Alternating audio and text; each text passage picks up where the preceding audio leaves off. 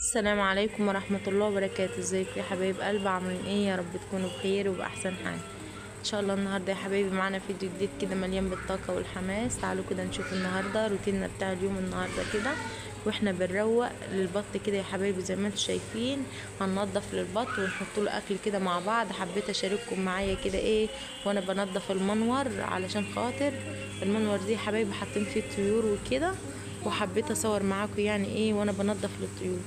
بس اهم حاجه ما تنسوش اللايك والاشتراك علشان خاطر يوصلوك كل الفيديوهات بتاعتي الجديده. بحبكم في الله وبحب اشارككم دايما كده معايا في كل حاجه. ربنا يديكم الصحه ويديكم ويرزقكم كده يا رب ويحسن ما بين ايديكم. هنشوف كده يا حبايبي اهوت لازما كده يعني تنضف له البط ده اللي هو ايه. ده طير يا حبايبي اخرس. دايما ست تقول ايه يا اللي ما تكرميش الطيره مش هتموتي بخير، يعني ايه؟ لانه ولا بيتكلم ولا بيتحد. لازما كده ايه تنضفيله وتحطي له اكل وشربه علشان خاطر ما تشيليش ذنبه. مش اللي هو انت تبقي مربيه ايه بط وفراخ على الفاضي ويبقى ما بتحطيش اكل ولا كده. لازما يا حبايبي تحط لهم كده اللميه في الحر ده. لازما تغيري لهم اللميه وتحط لهم ميه ساقعه كده علشان خاطر الدنيا حر، علشان ما يتعبش منك وكده. وطول ما انت بتعملي له بتحطي له اكل وميه هيجي معاكم بسرعه. اهم حاجه يا حبايبي تنضفي له كده. شايفين اهو بقى لمينا كده اللي تحتيه ورحنا كنسينا المنور الاول كده ومطلعينه. والحته ديت يا حبايبي احنا عاملينها كده علشان خاطر ايه يبقى هو ايه يبات فيها وكده. وهنعبي بقى كده اهوت النشاره اللي احنا حاطينها ديت، وهحط لهم نشاره نظيفه.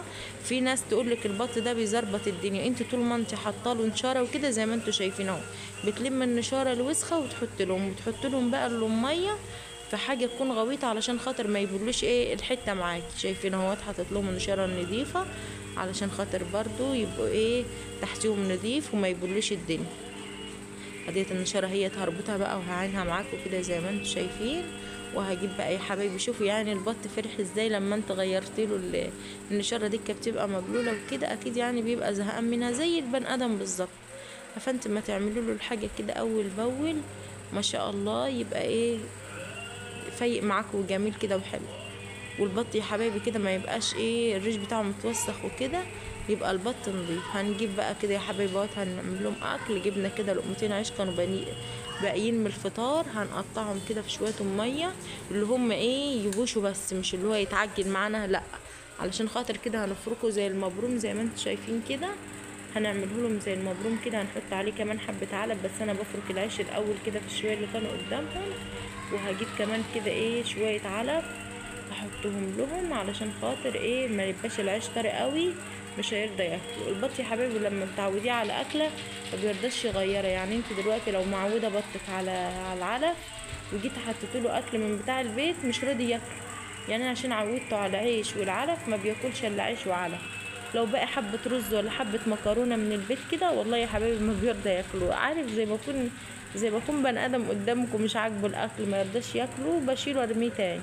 هجيب بقى معاكم اهوت شويه علف كده هنفركهم تاني كده مع بعض اهو علشان خاطر بقى ايه نكتر شويه.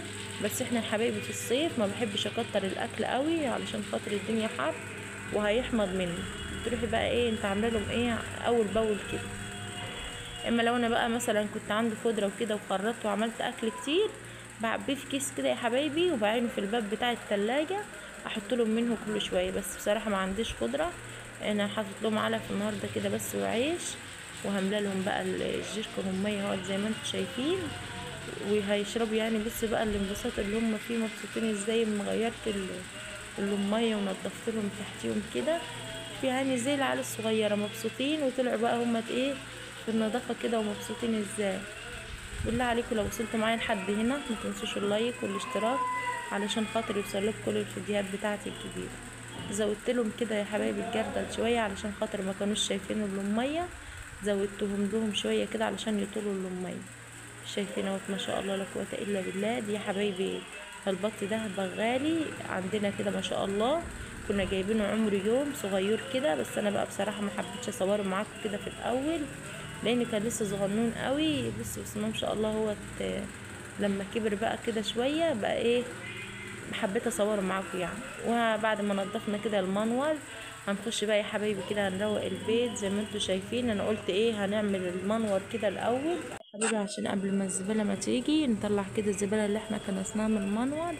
عشان خاطر احنا عندنا كده في عربية بتلف للزبالة، ولو عدتنا كده بنروح نرميها بس في مكان بعيد يعني.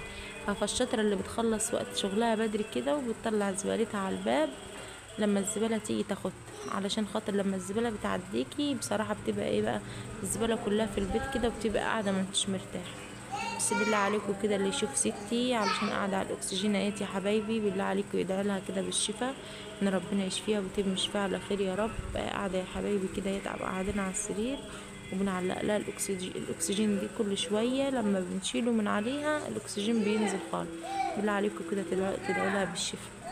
بعد يا حبايبي كده ما ايه مسحنا كده، بس مش هنفرش بقى الحصر، هنخش نغسلها مع بعض، وهنغسل فرش الكنب ده وهنفرشه تاني كده علشان خاطر ايه اللي متعفر معانا الدنيا تراب كده، هنعمله كده عشان خاطر يبقى نضيف معانا. شايفين اهو بقى جايبين اللي هي الخلطة بتاعت غسيل الحصر، انا موريها لكم كذا مرة كده وانا بغسل. وهنغسل الحصر كده يا حبايبي، عندنا ما شاء الله الحمام واسع زي ما انتم شايفين كده، بنغسل الحصر فيها، واحنا عندنا الصرف يعني ولا بنشيل ولا بنحط. الخلطة ديت يا حبايبي بنشتريها والله بتنضف الحصر وجميلة قوي وما بتتعبكيش حتى، كمان ما بتخليش الحصر تتعبك يعني وكده. شايفين اهيت ما شاء الله عاملة رغوة ازاي وجميلة.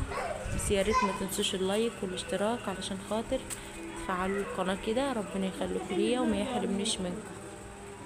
شايفين كده هو الخلطة الجبارة اللي احنا جايبينها ديت بتنضف الحصر، وبتجيبي ب10 جنيه بس، زي ما انتوا شايفين قدامكم كده. بتملالك الجيركن ده ب10 جنيه، ولا امي بقى ولا ام ولا حاجة، انت بتجيبي الخلطة ديت بترغي معاكي كده، ديت للحصر وللسجاد، بتنضف يعني معاك الحصر وبتساعد معاك. وبعد ما نخلص كده ايه غسيل الحصر، هنطلع بقى نمسح بقى المسحة النهائية وهنروح بقى ايه فرشين بقى الحصر كده، ما بنشرهاش يا حبايبي.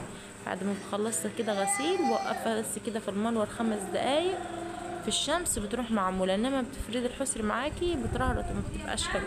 تعالوا كده بقى نشوف المنظر بعد ما فرشنا كده، ويا ريت يعجبكم. لو عجبكم ما تنسوش تكتبوا لي في التعليقات كده تعليق جميل كده.